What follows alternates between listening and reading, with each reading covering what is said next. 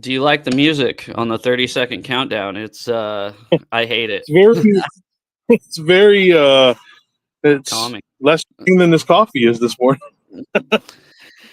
Yeah, I was.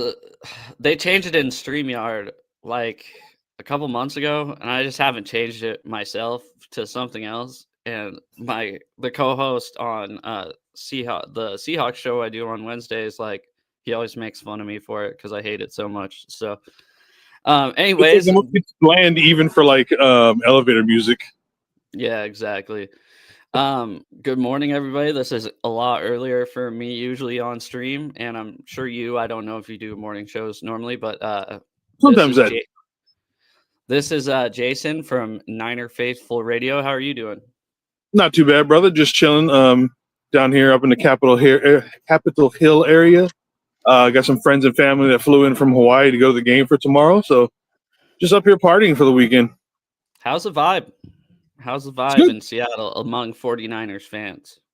It's actually pretty good. There actually wasn't as many people as I thought that were going to be around there because I did my show last night from Pike's Place. Mm-hmm. And I only saw like maybe 15, 20 people while I was there for about an hour. So, Yeah. I mean, I thought there'd be more people. Honestly, okay, look, I've lived here for 20 years. I did not know Pike's Place shut down at 5 o'clock. I had no clue it shut down so early. I thought it went to like 7, 8 o'clock. I didn't either, and I go by. I work by there every day. I Yeah. don't go to Pike Place. I know you can like still walk around. Yeah. Obviously, I mean it's pretty They much want an to go to open Pike's market. Place. So I was like, yeah, we'll go down there about 5:30, 5:15. I can set up for my show at 6. You guys can go do the touristy thing. And then we pulled up at like 5:30, and they're like, "Oh yeah, we closed half an hour ago." I'm like, "What? Y'all closed?" Yeah, I don't know if you sorry. I don't know if you go to Seattle much, but you know where the big wheel is. Yeah. There's this thing called Wings Over Washington. It's like have you Yep. heard of it? Yeah, I know Wings Over Washington is. Yeah, you should take them on that. That's a fun ride. You might like Even that. I'm old. I'm 28 years old, and I'm like, oh hell yeah, dude! I'm gonna go over Wings Over Washington. Might do that. Yeah. What's up, David? Nice. What's to up, see McDonough? How you doing, brother? you. So, anyways, let's get into it. Like you said, you only saw a few people, but it was only Friday. Yeah. The invasion's saw, here at 11 o'clock, so I'm sure more people will show up.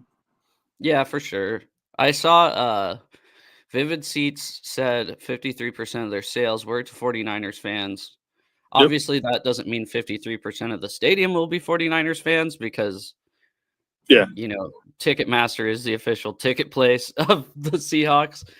And obviously, their season ticket holders, they sell roughly, I think, 60,000 of them. So, yeah, David, I am old. My back hurts. I talked to Jason about this yesterday. We were talking about how old we are and everything fucking hurts. Yeah. Getting up this morning, being still half drunk, I'm like, ow, ow. Oh, that still hurts. Oh, no, I'm not going to do that. See, that's is that the first time that it's been reported where another team in general has had the majority of seats at Lumen Field? They won't have the majority of the seats in Lumen Field. Well, the predicted, you know what I mean, with that number. No, I think that's just off of Vivid Seats sales. Okay. So, like, obviously, they're not accounting for Ticketmaster, SeatGeek, StubHub. Yeah. I think what I said, it's still embarrassing, but it's going to be more like 75-25 Seahawks to 49ers fans. That's what it's been about. Obviously, the red stands out a lot. Even last year, I think you were there last year, were you not? Mm-hmm. I've been to every game for like the last 5-6 years. Yeah, there was a shitload of 49ers fans, but the red pops out, especially if you look on the Seahawks side, the Seahawks sideline, it's all blue. Excuse me.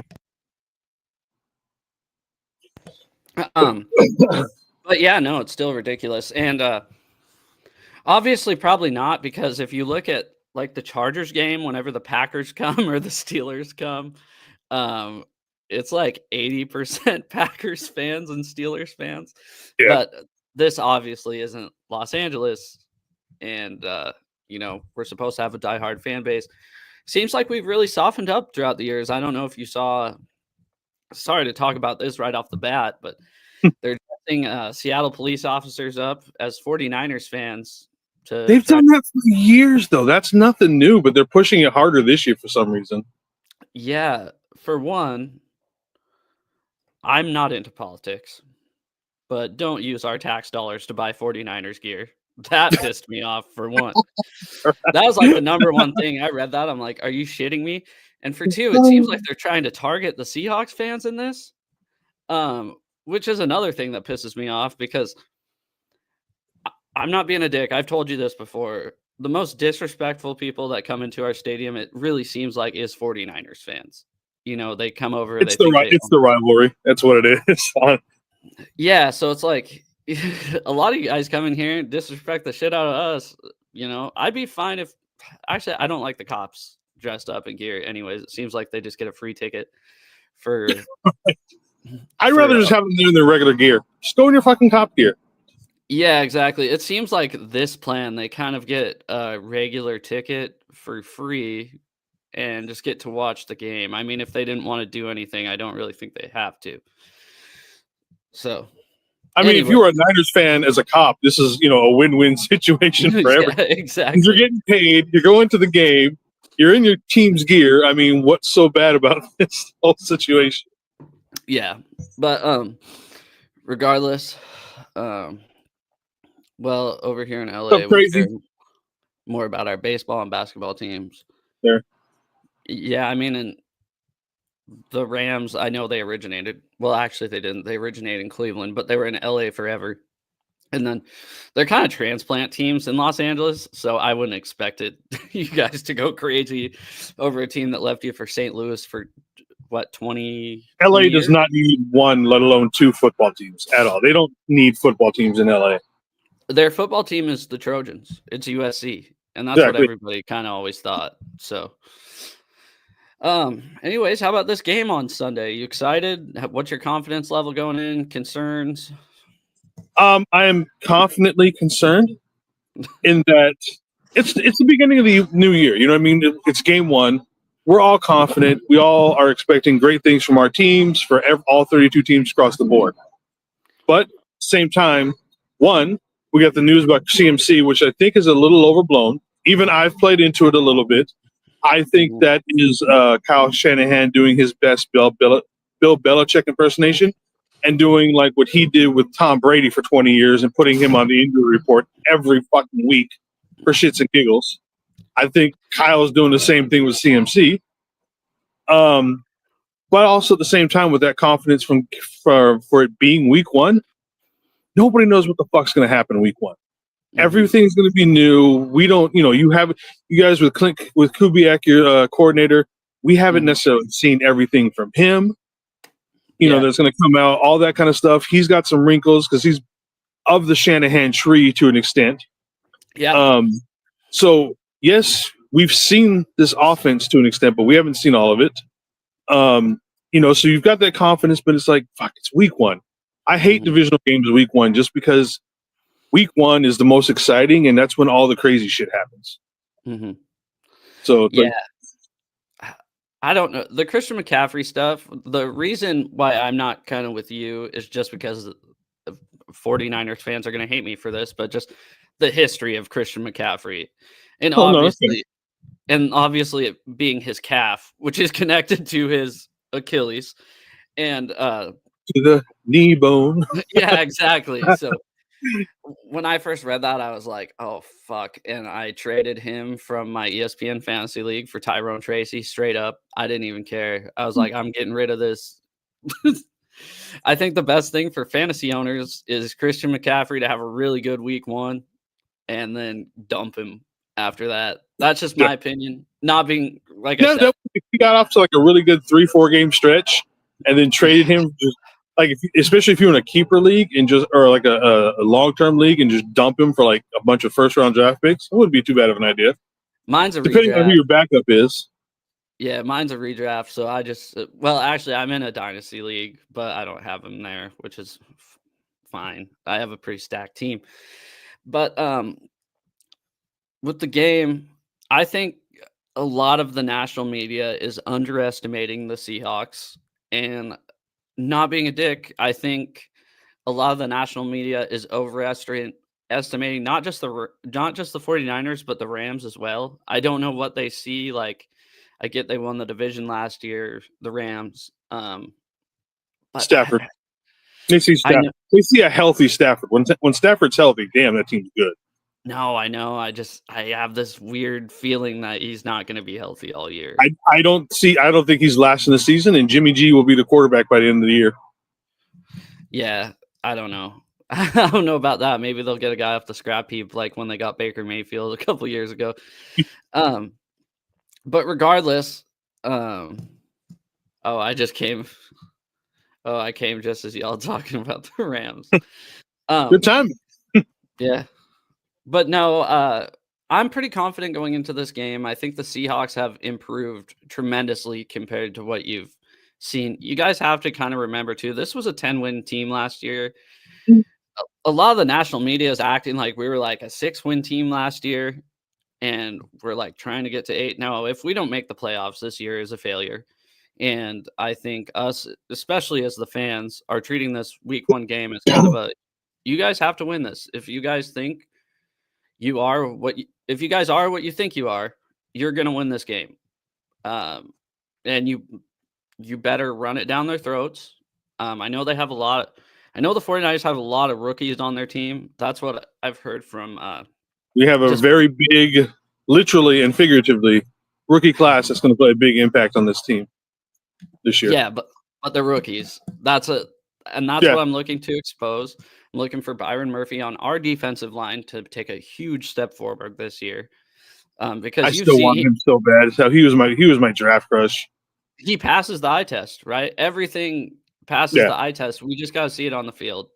And I think we will. I think, for one, I think this is going to be a really close game, but I think we have a really good chance at pulling it out, especially if the run game works.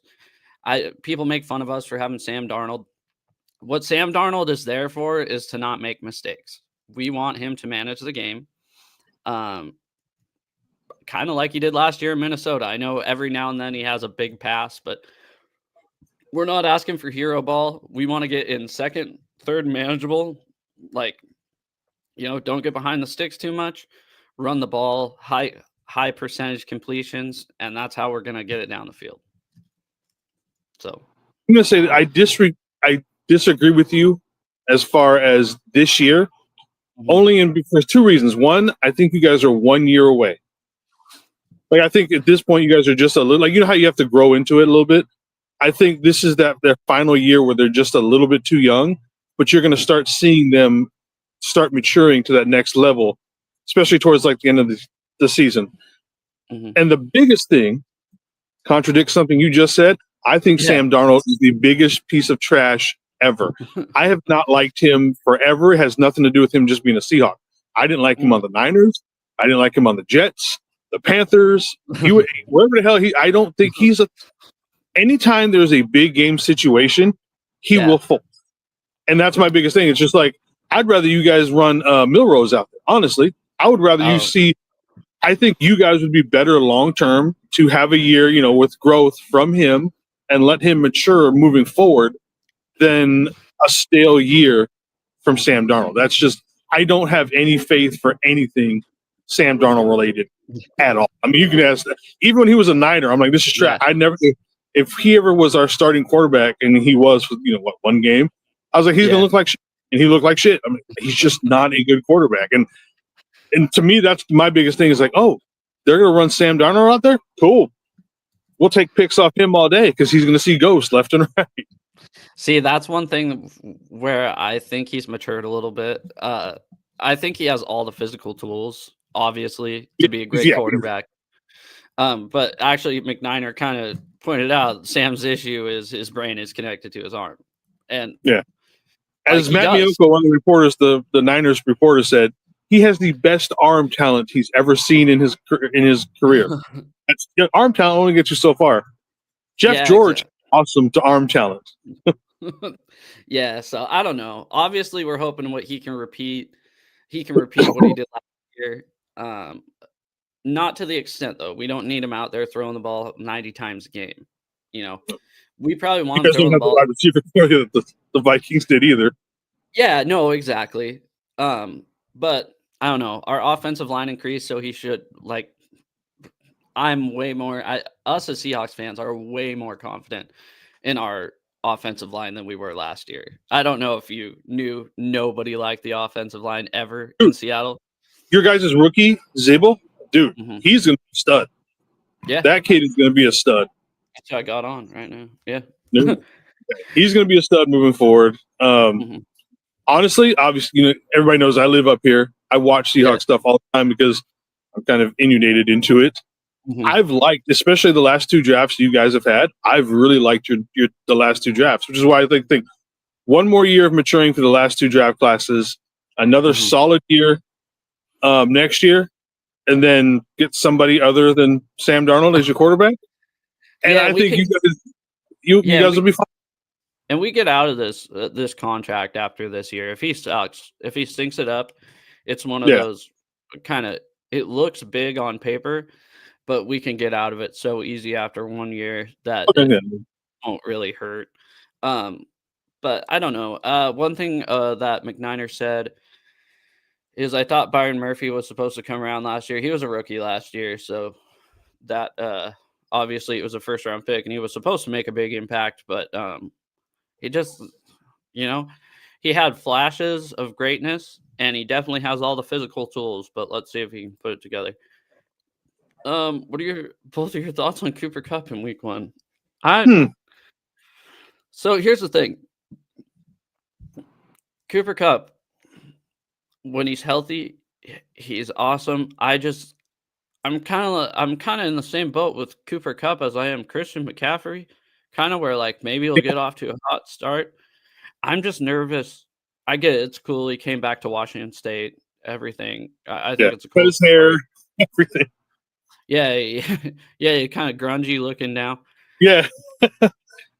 I think he'll be a good leader in a young wide receiving room. In Week 1 this game, I could see him getting like 6 targets. What do you think?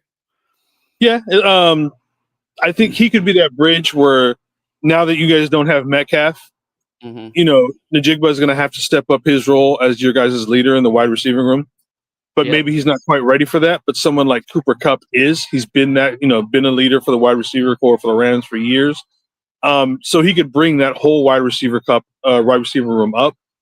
Obviously, there's something you guys have with Horton as well because you guys let go of MVS.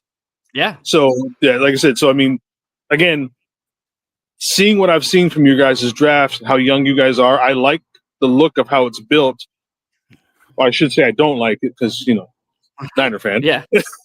But it's being built right. Hmm. So, like I said, but as far as Cup, I think 6 to 8 catches a game. Maybe he has that one breakout game where he has 12 catches, 130 yards, 2 touchdowns. But I wouldn't Hmm. expect him to be the big receiving target that he was for the Rams the last few years. Well, one thing too, this going into this Week 1 game is obviously he's going to play a lot in the slot, and Yep. Jigba played a lot in the slot last year. I think he's going to play more outside than he did last year. And just in regards to Week 1, is I hear you guys have a rookie at nickel, and if one of the corners go down, I heard you guys are kind of the depth at defensive back is not that great. I'd look for the Seahawks to try to take advantage of Cooper Cup against a rookie in the slot. Yeah, good. But we can also slide. We also have Chase Lucas. We can slide in there to play the nickel if need be as a vet who's earned his way back on the team. No, but Same thing with Cooper Cup. sorry, but yeah, no, I don't know. Like you said, it's Week 1. Everything's kind of unknown. We're kind of just guessing at this point. Not guessing, educated guessing on what we're gonna see. So, okay, for this one, on your guys' offense, how do you beat our defense? Looking at our, between the Jake tackles, seriously hurt? Is he? I didn't even know. He got blown the fuck up on a punt return in the last preseason game. Did he? Yeah, he's out with a concussion. He'll probably be back next week. My wife's heart is broken.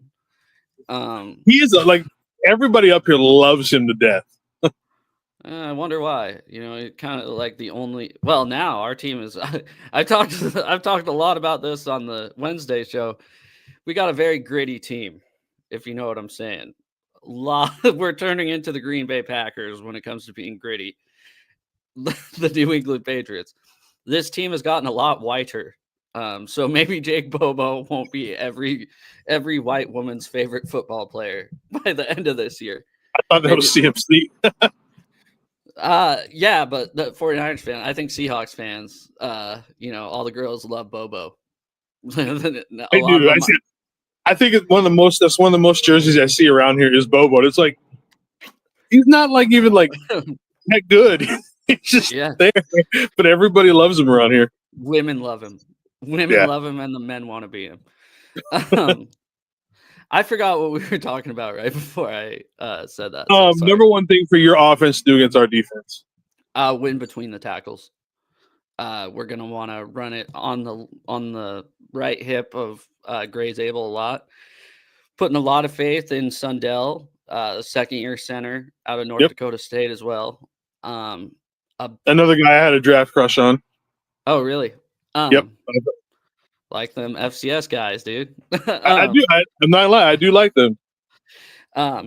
But yeah, no, I think pounding the ball up the middle and having Darnold high completion percentage passes and one or two deep shots off of play action. I think that's how offensively the Seahawks run the ball or move the football.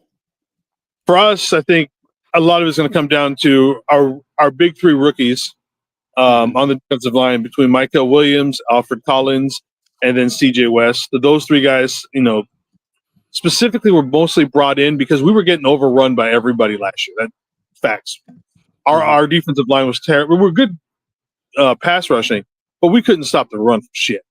We was getting run over 5-6 yards at a time easily. These guys, with Robert Saleh coming back, you can tell, look at this defense. It's like we're not getting overrun anymore. We've got two stout guys in the middle. Hopefully they can just hold it there for years to come, be a new duel. And so that's what we got, because you guys got a great 1-2 punch between Walker and Charbonnet. Mm-hmm. That's arguably probably a top 5 running back duel in the league. In my opinion, they are. Like I said, that's a great 1-2 punch. Top 10. I wouldn't say top 5. Yeah, like I said, you know what? I have Walker on my fantasy team, and New just puts up points. Right? So I've got no problem. Like I said, and Charbonnet, I think Charbonnet's going to get at least 120-yard run every game. He seems to do that every single game. He just breaks at least one for like 20 yards. Yeah. So I think actually our secondary and your wide receiving core kind of match up pretty good in that we do have a younger rookie with Stout. So Stout, lines up with Horton. Demo's probably going to line up with Najigba. And then Green is going to probably maybe hook with Cooper or Cup and just, flip-flop those with either one. So I think that'll be interesting because I think that's a good matchup to where it's almost even to an extent.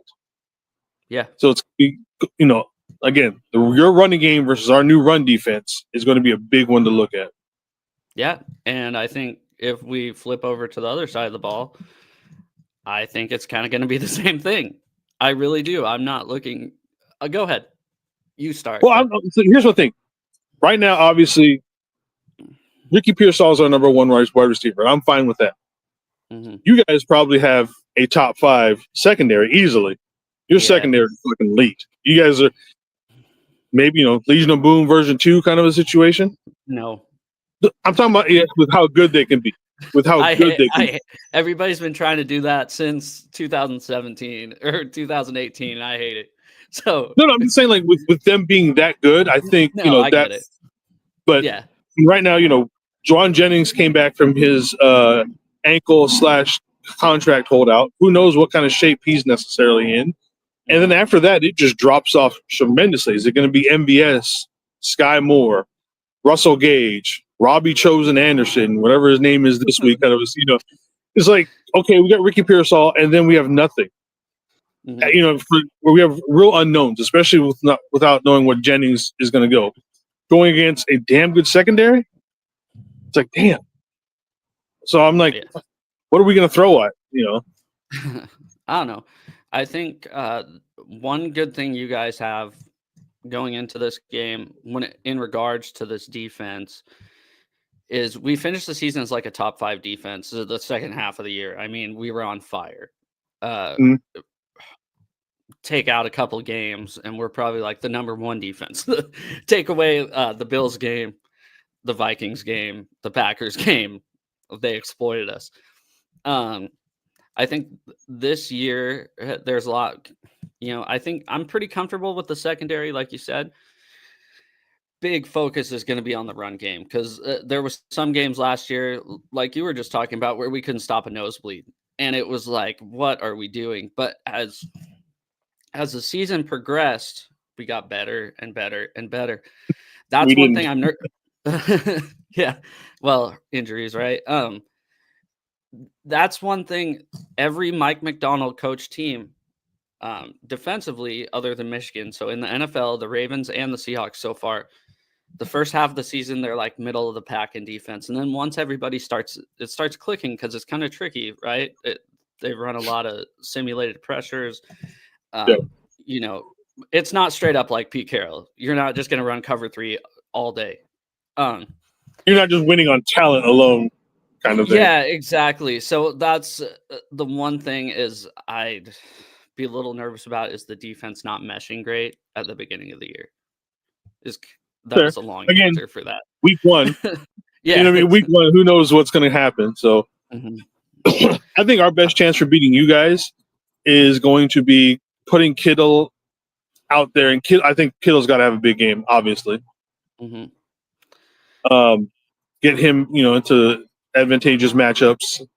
I'm hoping for a big year for Kittle because I'm tired of him being our third tackle on the line because the rest of the line completely sucks. Honestly, in my opinion, best tight end in the history of the NFL. I know there's ones people can argue about, but you look at like somebody like the big name guys like Kelsey and all those guys. Kittle is they're slow receivers is what they are. You give Kittle those same opportunities, he's blowing those guys out of the water. Yeah. When it comes to receiving, and he's still arguably the second best lineman we have after Trent Williams.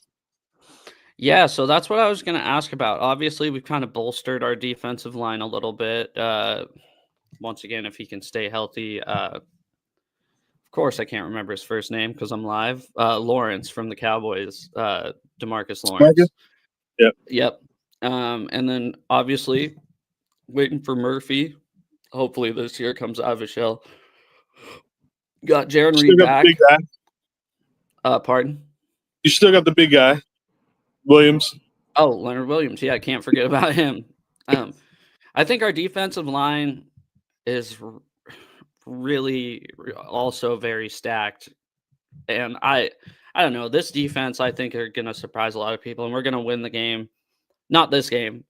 I'm not being a dick, but we're going to win these games based off of how well we can run the football and play defense. That's how the Seahawks are going to win. Yeah.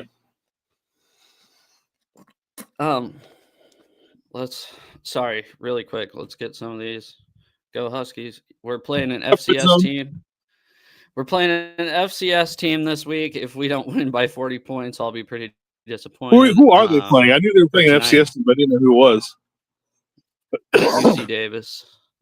Oh, okay. So Chris Peterson's going to be there because that's what college he went to was UC Davis.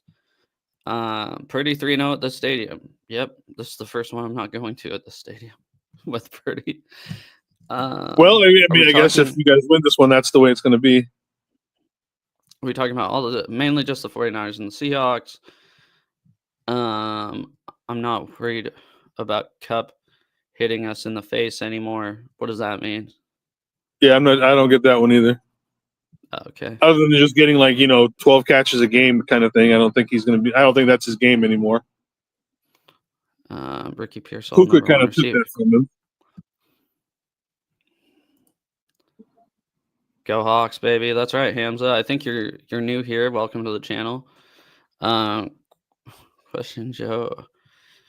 The Seahawks, I'm rooting big for the Raiders this year. I think all you guys know this. Kind of an emotional moment when Pete came back. It was like one of those guys that you thought he was going to get to choose when he left, right? And this was going to be his last job, and he was going to live here for the rest of his life. And then we fired him. Let's be honest, we fired him. They should have left that return for a regular season game, not a preseason. Well, we play the AFC West every 3 years, obviously, and we play the AFC West usually every preseason. But it was cool seeing. I'm rooting hard for the Raiders and Geno, but no, they'll probably win 7 games this year, which is on par for Pete Carroll, which is a lot more wins than they've had. to be completely honest, Carroll, he needs to go. He should have stayed in college, and I think he's a good coach. It's just his demeanor works well with a younger team. Yep. And once you get 5 or 6 year tenured veterans on the team, is like, all right, coach, you said the same damn thing every fucking year. Well, yeah, and it's a different generation coming in now, and I don't think he vibes as well with this new generation of kids coming in from college. I really don't. Yeah. The big thing was us smoking cigars in the locker room after missing the playoffs because we beat the Cardinals on the last-second field goal last game of the year. And that was not a good look for Pete because imagine the Legion of Boom when we missed the playoffs that 1 year that they were all here. They were pissed. Same love, but Pete, it was time. Yeah, it was time. I think that's what we're talking about. I think let's get it. Let's kind of wrap our thoughts up in this game. How do you see it going? Like you said earlier, I think it's going to be a very close game. Both teams, this might actually be a kind of a quick game too, because I can see both teams, especially trying to establish the run. Yep. So we might just keep the clock running and be out in about 2.5 hours, kind of. We'll all be home by 4:00 and be able to watch Sunday Night Football, kind of a thing. But I can see, like I said, I can see this being a ground and pound kind of a game. You get your flashy plays here and there with a couple of deep balls and this and that. I'm going to say it comes down to whoever's got control of the ball last. Maybe a last-second field goal. Maybe we'll see how confident we are in Jake Moody. Yeah, I did want to. Bryant, speaking of Jake Moody, Bryant said Jake is the Juwan Jennings of Seattle. No, he's not. Jake is not the Juwan Jennings of Seattle. I'd say that. Sorry, Torrey Horton's probably going to be the Juwan Jennings of Seattle. Okay, well, yeah, kind of same thing. I think we. Come on, Hamza. That's where we disagree. I hate the Ducks so much. I saw that and I wanted to puke. I saw the rival. I think I talked to you about this. Maybe I didn't. We talked about it. But yeah, they make me hate our rivalry jerseys. I will say this. I like the helmet with the oil kind of thing. I think that's cool. I don't hate the jersey. You hate the helmet? I don't hate the helmet. That's the only part. But the jersey, the first thing everybody's like, Oregon? I saw one that was like, if I wanted to root for a football team that's going to be decent but not win a championship, I'd just go root for Oregon.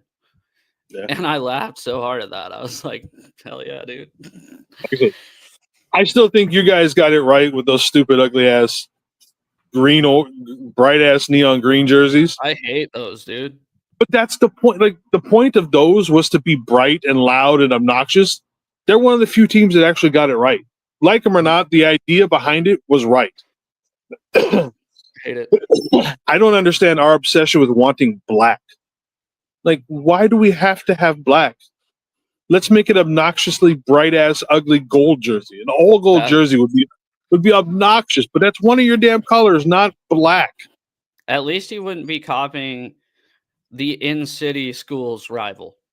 You wouldn't be like, hey, I don't know what your guys is, but San Jose State, whoever their rival, probably San Diego State, just go. Yeah, probably something like that. Let's copy the Aztecs for this one. And just people that live in the city are like, what the hell is going on? Why are we doing this? Yeah. It's funny because our rivalry jerseys are just our 2017 blacks with gold outline on the numbers. I'm like, you guys didn't even fucking you changed the font. You put no thought into this at all. You did the most laziest version of this as you could. Yeah, I was talking to somebody else. I was like, all the rivalry uniforms are pretty ugly. To be completely honest, I think we got the worst one, the Seahawks. I hate this. And it's also because I don't really care about the other teams. I'm like, wear whatever you want, I whatever. kind of like the Bills all white, and I hope they wear them during a game that's nationally televised in the snow, and you can't see them on the TV or anything at all. I think Yeah. that would be just great. Like, the one time they wear them. And here's the other thing with them. Did you know that? So we wear our rivalry jerseys once a year. The other team does not wear their rivalry jerseys during the rivalry game. I did not know that. Yeah. So when we play you guys, sorry, when we play you guys week 18, the one time we're wearing our rivalry jerseys, you guys don't wear yours, and I guess that's the way it's supposed to work. I'm like, isn't the idea for a rivalry to have it be that way? I was like, so this is stupid on top of it being ugly. Dude, we have to wear ours 3 times this year. See, we only get it once, the last game of the year. Oh, then yeah, we wear ours. We wear ours at San Francisco, which is that the last game of the year? Yeah, they said that you guys weren't. No, we wear ours at San Francisco, at Arizona, and against St. Louis or Los Angeles here. Oh, it was being reported that you guys weren't wearing them down week 18. No, we are. Wish we weren't. I wish you were correct. But we are. We're wearing them 3 times, and I'm like, you gotta be shitting. So you guys, again, rivalry. You only really have one rival. Should you not wear that for one game? Yeah, it's you guys. Yeah, that's what I'm saying. Like that should be the way. If you pick a rival and then you wear those all uniforms only for that one game a year makes more sense. Or 2 games, whatever you want. But yeah, we're not even wearing our red jerseys until like October the 6th week 6. It's too hot to wear rivalry jerseys. I mean, it'll be January. Yeah. So I get that. I get that. I mean, like I said, that's why we're wearing our whites at home for the first 6 weeks. And I think that's bullshit. Sorry, nothing against you guys. It's like the Dolphins and Cowboys piss me off. The Cowboys not so much because they're in a dome, right? But the Dolphins, it's kind of bullshit to try to gain a home field advantage just by wearing white. I've always thought that. I'm like, come on. It's a little much. It's a little much on the whole trying to get over on it. But I mean, I get it. It probably makes a difference, but it's like, come on. This is a bit much. Just put on the damn red jerseys. I think the Dolphins started that for, heat purposes where I'm kind of a traditional. You wear your team colors at home, you wear white on the road. Even if you wear gray on the road, it doesn't bug me. But I was watching South Carolina and Virginia Tech on last Saturday, and one was black and one was orange. I'm like, guys, one's got to be white. I hate remember when they did the same thing, the color rush? Yeah. Yep. And it was like green against red. And I'm like, dude, stop. Yeah, it was the Jets and the Bills on TV. And I'm like, I can't see shit here. Colorblind people are like, I don't know what's going on. Oh, are you colorblind? No, but I'm saying like, colorblind people are looking at the screen like, I can't tell what's what. Everything looks the same. Yeah. Anyways, final thoughts on the game. I think the Hawks win in a close one. I'm actually very confident that we pull this one out. I think a lot of people are sleeping on the Seahawks. Like I said, I told McNiner on Wednesday. I told my co-host Zach on Wednesday. I said, if it's a close game, I got the Seahawks. If it's a blowout, I have the 49ers. It's basically like that. I don't see the Seahawks blowing the 49ers out. I see the Seahawks winning a close 1, maybe 2 score game. And by 2 score, I mean like 10 points, not 2 whole touchdowns. So yeah, I can see a 10-point game. Yeah. But you got the Niners, I see it's gonna be a hard fought game, I think, especially in the trenches. Yeah. And I'm excited. It's week 1. Why shouldn't we all celebrate, right? There's hope for everybody. Everybody's undefeated. Except for the Browns. We all agree not the Browns. Dude, it'd be funny if they came out and smacked the Bengals. If the Bengals offensive line just crumbled. Wouldn't surprise me.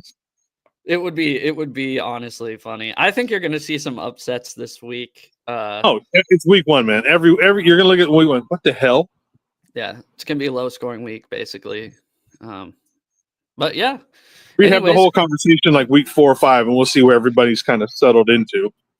yeah, and even like I said with the Seahawks, you might want to wait till week 8. Obviously, don't start 1-8, but if you start 4-4 and that defense keeps getting better, and Yeah.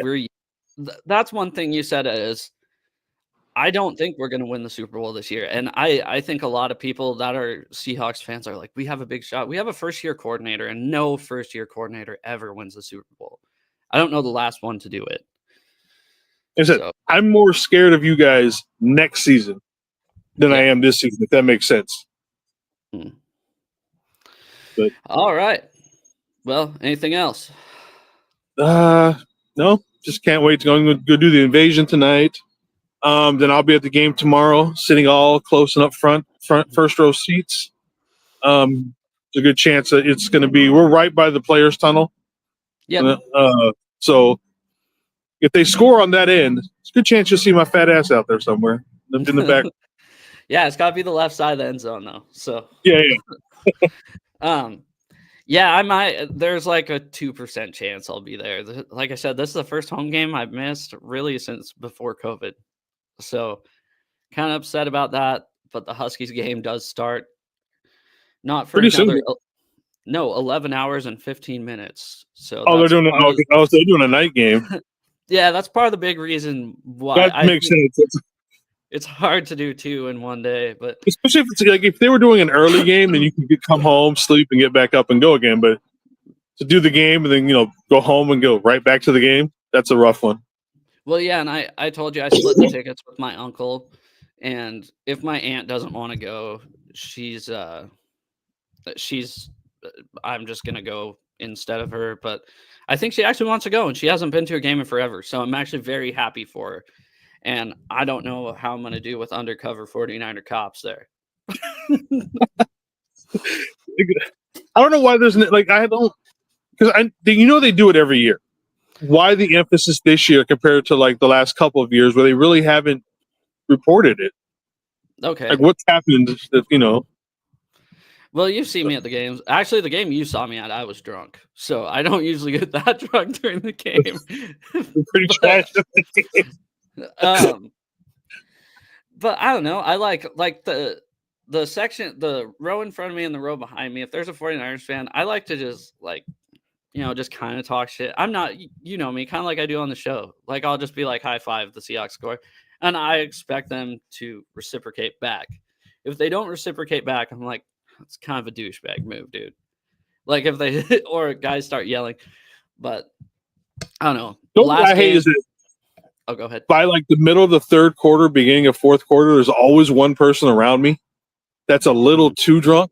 And I'm talking about past where you were, towards like they're not making like just it's not sticking to just football in the game. Now it's like the last game when I went to, he's like, I fucking hope that when you leave here, you fucking get in a car accident and die. And I was like, dude, what the fuck, man? He should have brought out just be like, yo, what do you think about the 28 election?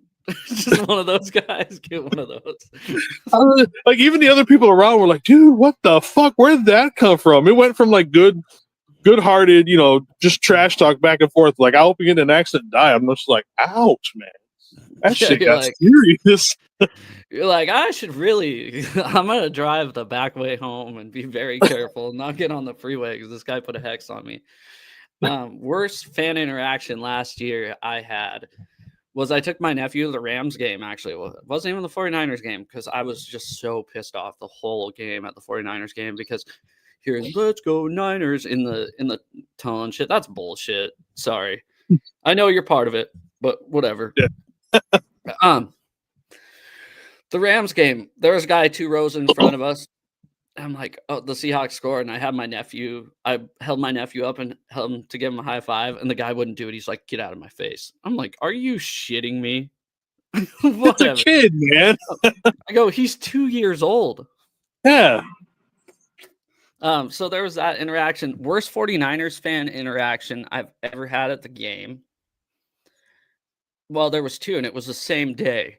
One of them tried to fight my dad, who was 8 days away from dying. And in a wheelchair. He was also super drunk. Another same game. I go and, like I said, I didn't know my dad was dying. Obviously, he was paralyzed for a long time. But anyways, I went to go get me and my dad a beer.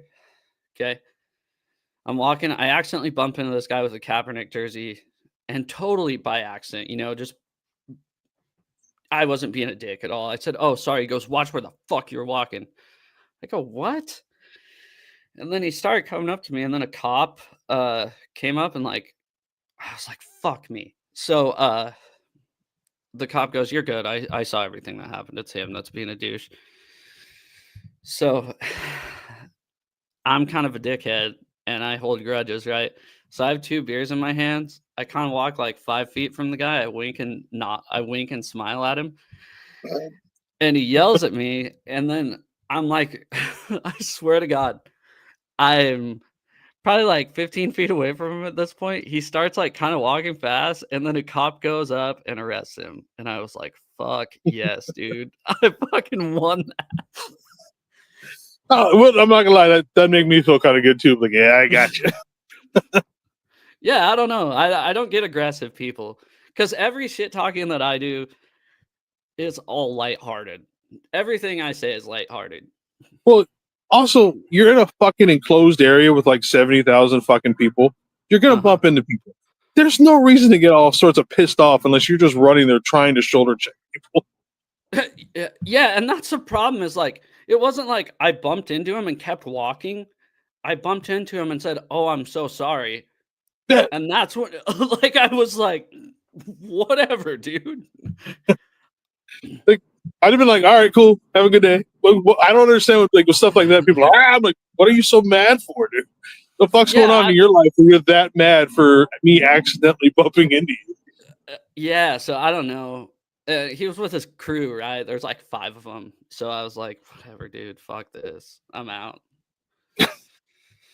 Anyways, have you ever ran into a bad fan interaction other than that one guy? Just your usual shit. I mean, I get the usual hey fat ass jokes all the time. Like, whatever. What am I gonna do? Like, I mean, it's just like to an extent, I'm like, okay, whatever. Is that all you got? Obviously, I'm fat. Fuck you. I mean, like do something original. Like nothing you can say I haven't heard a million times in my life. so there's that. But it's just like, okay, that's it. Whatever. Yeah, be a little more creative. Yeah, it's just like, with okay, you said a fat joke. Big fucking congratulations. You watch South Park at all? No, I fucking hate South Park. Okay, well, there was this episode where Cartman was a superhero. And every time you go up, somebody go, hey, it's Bruce Valanche. Be careful, Bruce Valanche. And Bruce Valanche is like this fat. That's why I hate South Park, because obviously I'm a fat ass and everybody calls me fucking, Cartman. But if somebody came up to me and was like, hey, it's Bruce Valanche, I'd be like, dude, you fucking got me so good. Like fat ass, so you're like, be a little more creative. But if somebody's like, you look like Bruce Valanche, I'd be like, go fuck yourself, dude. That's too good. All right. Well, I'm gonna let you go to your 49ers stuff. Sorry for talking your ear off. Oh, it's good shit, man. Like I said, it's good talking to you. A little early. The only problem is, like I said, I'm still hungover like yesterday. But what were you drinking? It helps. Mostly beer. Had some mead mixed in with all that. Had some what? Mead. What the fuck is that? Mead. Fermented honey. Like what the old Vikings and shit used to drink. No, I sure as fuck don't. Yeah, it's fermented honey. That sounds gross. It's fucking delicious, man. I stick to IPAs. We'll stick to those. All right. Thanks everybody in the chat. Everybody that commented, just watched. Everybody that's gonna watch in the future. If you're on my channel, make sure to go to Niner Faithful Radio on YouTube and give him a subscribe and thank him for coming on the channel. Well, thank you guys. Have a good one. See you later. Thank you guys. One love.